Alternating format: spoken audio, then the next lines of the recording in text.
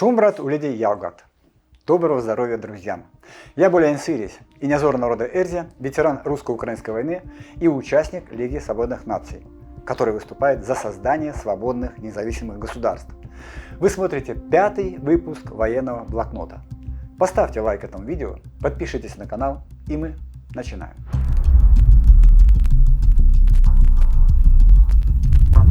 До сих пор идут споры о том, какие же задачи планировало решить этой операцией украинское командование. Диапазон версий очень широк. По мнению австрийского военного аналитика Тома Купера, эта операция бессмысленна. Он считает, что она некомпетентна и спланирована и реализована, и что это пустая трата времени и ресурсов. По его мнению, операция не смогла отвлечь непосредственно с фронта каких-то значительных сил русских. Наоборот, от 30 до 60 тысяч бойцов были стянуты в Курскую область, в основном из тыловой России. Таким образом, группировка русских войск на фронте усилилась. На противоположном полюсе утверждения украинских руководителей. Во время встречи в Германии на заседании контактной группы в формате «Рамштайн», где обсуждалось увеличение поставок Киеву средств ПВО, президент Зеленский назвал наступление в Курской области успешным, заявив, что украинская армия контролирует там 1300 километров квадратных и что этим предотвращено российское наступление на город Сумы. There is currently no threat that Russia will launch a new offensive operation on our territory against the city of Sumy. Попробуем и мы дать свою оценку событиям в Курской области. Считаем, что операция имеет очень серьезное военно-политическое значение. В первую очередь, это сильный удар по репутации России. Впервые со времен Второй мировой на территорию России вошли чужие войска.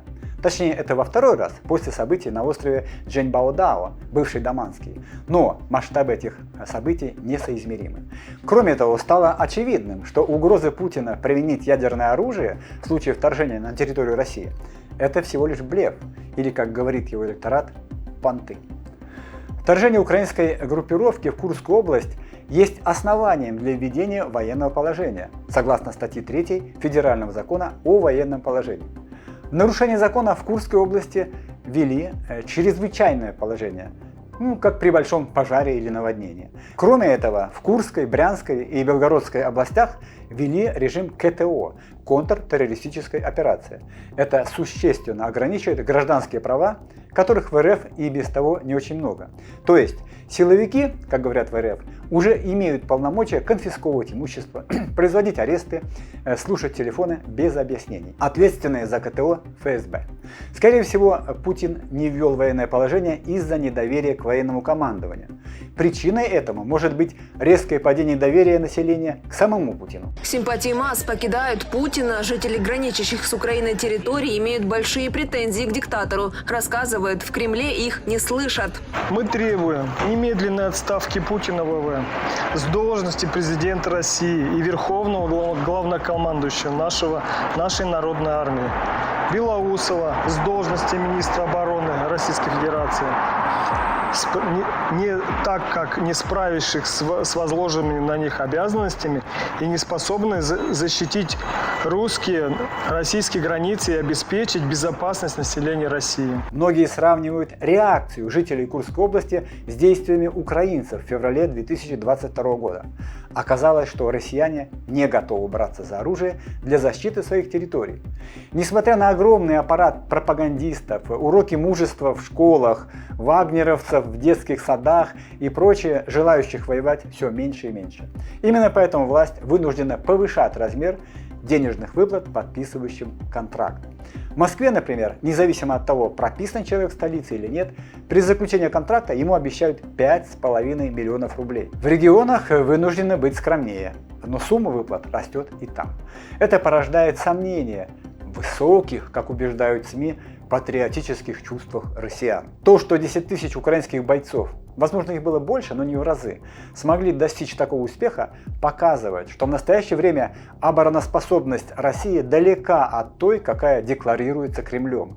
Нет сомнений, что во многих штабах, наблюдая за ходом Курской операции, задумались, а что будет, если в РФ вторгнется 200-тысячная группировка? Запада, например, или полумиллионная с юго-запада, или миллионная на востоке. Курская операция превратила эти вопросы в риторические.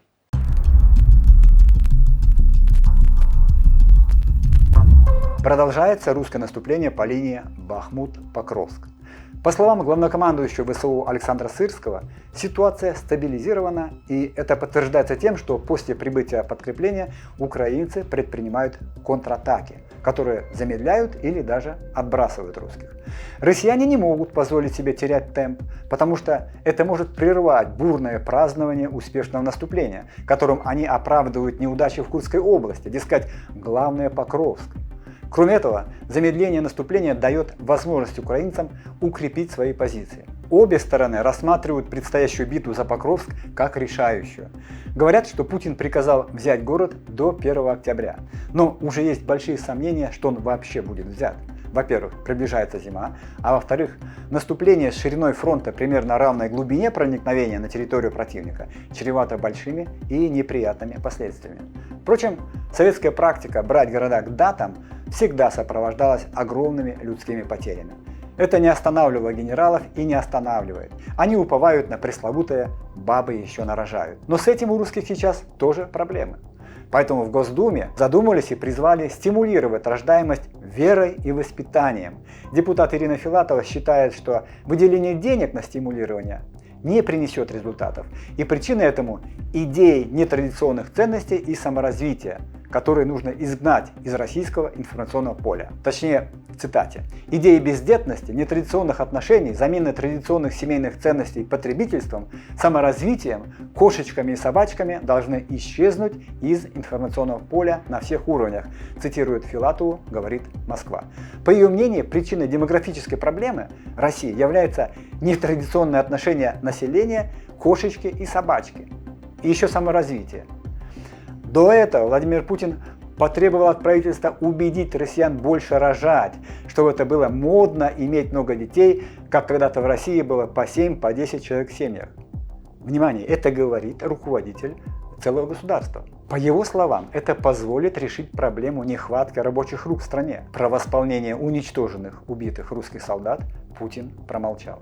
Еще в апреле российское правительство поручило регионам провести проверку, внимание, репродуктивного здоровья граждан. Минздрав дал рекомендацию по диспансеризации россиян фертильного возраста, детородного, для оценки их способности к деторождению. Проверка касается мужчин и женщин в возрасте от 18 до 49 лет.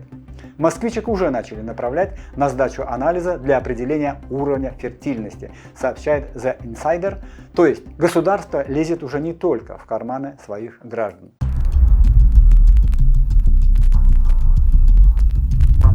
В результате эффективной контратаки 247-го отдельного батальона ЗСУ русские были выбиты из Липцов, Глубокого и Стрелечья. Минобороны Украины уведомила, что в Харьковской области ВСУ освободили 3800 квадратных километров. Было деоккупировано 300 населенных пунктов. Русские пытаются вернуть утраченное, поэтому интенсивность их штурмовых действий сильно возросла. Пришел новый мотострелковый полк, который каждый день отправляют на штурм, рассказал 24 каналу заместитель командира 3-й штурмовой бригады Максим Жорин. Он утверждает, что начало Курской операции не повлияло на Харьковщину. Более того, фиксируется усиление и восстановление разбитых подразделений.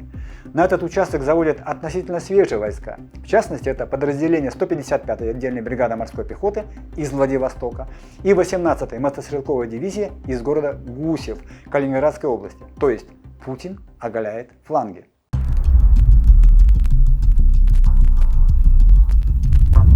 Россия продолжает наносить удары с воздуха ракетами, беспилотниками и авиационными бомбами. ПВО Украины сбивает большую часть этих русских голубей мира, но, к сожалению, некоторые из них достигают цели. В частности, вчера было нанесено 2 удара авиабомбами ФАБ-250 по густонаселенному району Харькова.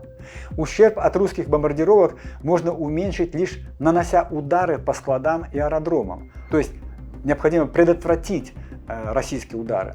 Известно, что Британия разрешила Украине использовать ракеты Storm Shadow для ударов по территориям России, пишет The Guardian. Тем временем американские медиа сообщают, что Вашингтон в скором времени тоже может принять такое решение. В Украине не сидят сложа руки в ожидании и уже завершили разработку украинской высокоточной управляемой бомбы на базе советских ФАБ-250М54. Кроме аэродинамического покрытия и откидывающихся крыльев, она имеет двигатель ракетный или реактивный. Дальность ее действия, скорее всего, 200 километров и более. А пока, используя беспилотники, украинцы 2 дня подряд атаковали военный аэродром Воленья, базу стратегических ракетоносцев Ту-95МС и Ту-22М3. Расстояние от украинской границы по прямой, кому интересно, 1800 километров. В России очень недовольны тем, что Украина получит возможность предотвратить удары по своей территории. Нам показалось интересным мнение военного эксперта, автора проекта Military Russia.ru Дмитрия Корнева. Он допускает, что Россия может пойти в этом случае на следующий шаг. Возможно, мы соберем все резервы, у нас 5 миллионов силовиков в тылу сидят, которые умеют держать оружие. Если из них половину отправить на фронт, мы там вытопчем все, даже если им просто лопаты дать в руки. Так считает специалист на 10-й год войны. Специалист по топтунам. Его слова у военных Украины вызывают улыбки, а вот жители России уже мечтают о таком шаге, как о самом простом способе кардинально улучшить жизнь населения Российской Федерации. Серьезнее звучат голоса руководителей. Путин пригрозил, что разрешение Украине бить вглубь РФ – это якобы втягивание Запада в войну с Россией, что это будет означать прямое участие западных стран в войне, поскольку Украина самостоятельно не может находить цели. Цитата. Поэтому речь идет не о том, чтобы разрешать украинскому режиму наносить удары по России этим оружием или не разрешать.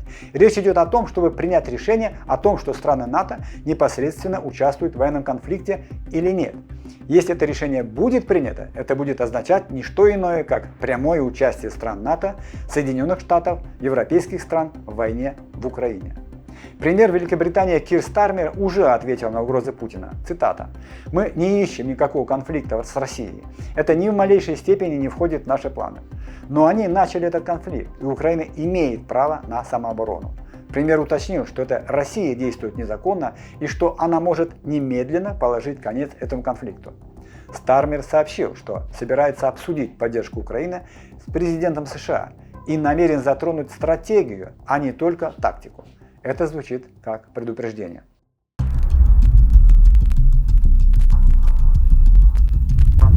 Президент Украины Владимир Зеленский сообщил, что российские военные нанесли удар по колонне гуманитарной миссии Международного комитета Красного Креста. Погибло 3 человека. Международный комитет подтвердил гибель и ранения своих сотрудников. Работники организации планировали раздать древесные угольные брикеты домохозяйствам в селе Веролюбовка. Желали помочь им подготовиться к предстоящей зиме. Такие акции проводятся в Донецкой области регулярно, а транспортные средства четко обозначены эмблемой Красного Креста. Организация призвала к соблюдению международного права.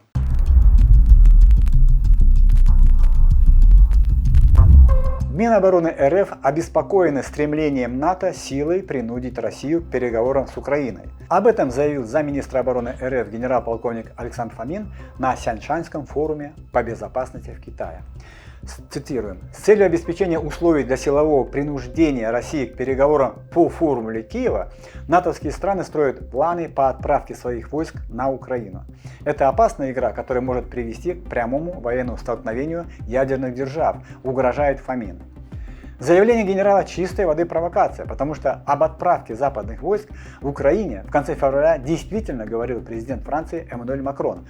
Однако Александр Фомин лукавит. Он знает, что генсек НАТО Йенс Столтенберг почти сразу же заявил, что Альянс не планирует развертывание своих сил в Украине. Отправлять свои войска в Украину отказались также США, Великобритания, Германия, Польша и другие страны.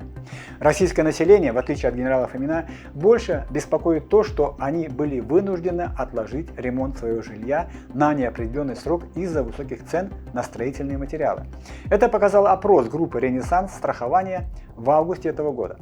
70% респондентов заявили, что последний раз делали ремонт своей квартиры 5 лет назад, либо еще раньше.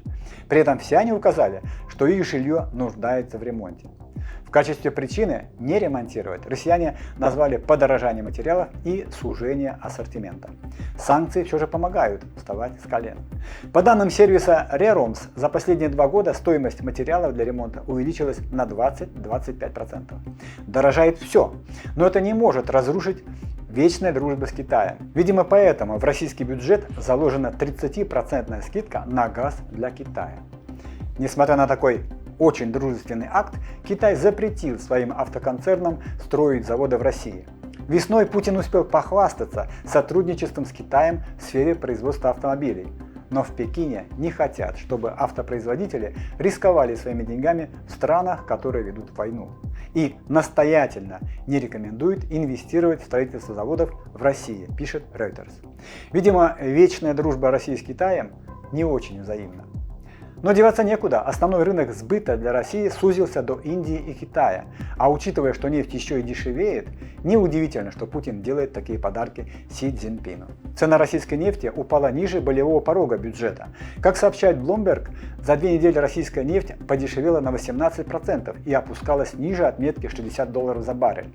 Экономист банка Центркредит Евгений Суворов предупреждает, что обвал обещает бюджету большие проблемы.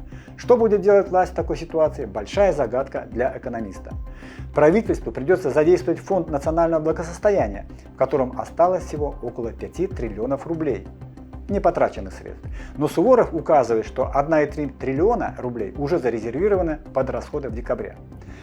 Как там призывал неутомимый борец за трезвый образ жизни Дмитрий Медведев, денег нет, но вы держитесь.